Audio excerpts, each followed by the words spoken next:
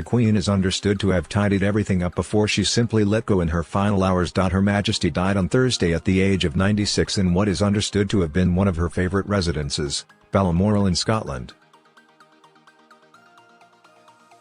Her coffin is now being moved from Scotland to London ahead of the state funeral on September 19, which will also be a bank holiday.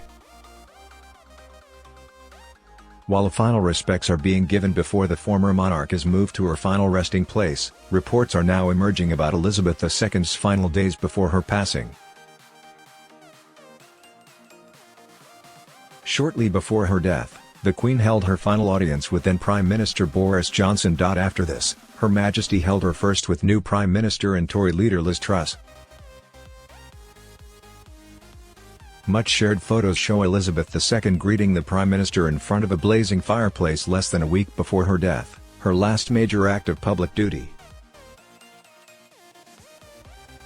A source who knew Her Majesty told The Times that, after this work had been completed, the Queen was ready to let go.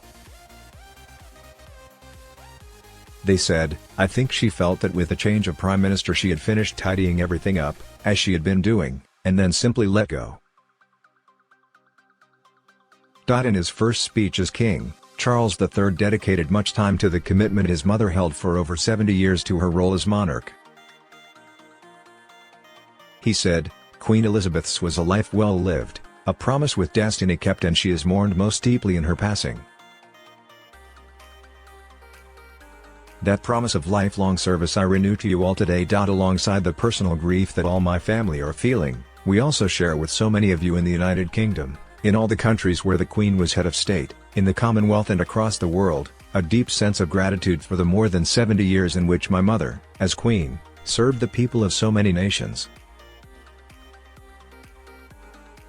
In 1947, on her 21st birthday, she pledged in a broadcast from Cape Town to the Commonwealth to devote her life, whether it be short or long, to the service of her peoples.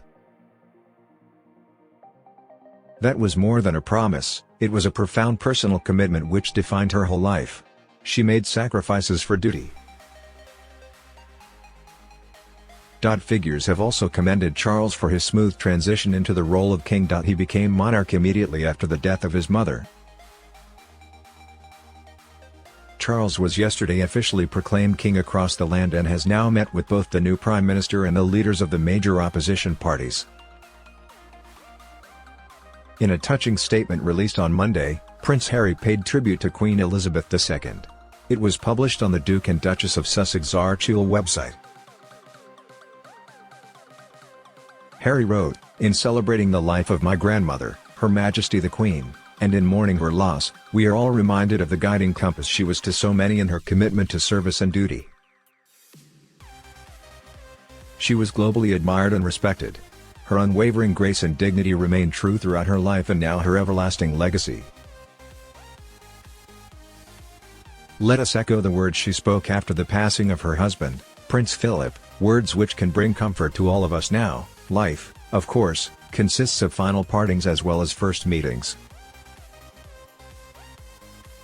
Granny, while this final parting brings us great sadness, I am forever grateful for all of our first meetings, from my earliest childhood memories with you, to meeting you for the first time as my Commander-in-Chief, to the first moment you met my darling wife and hugged your beloved great-grandchildren.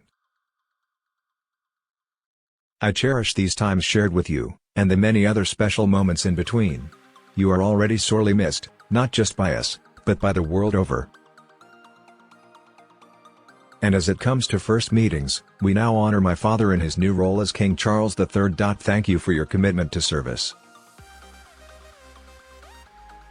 Thank you for your sound advice. Thank you for your infectious smile. We, too, smile knowing that you and Grandpa are reunited now, and both together in peace.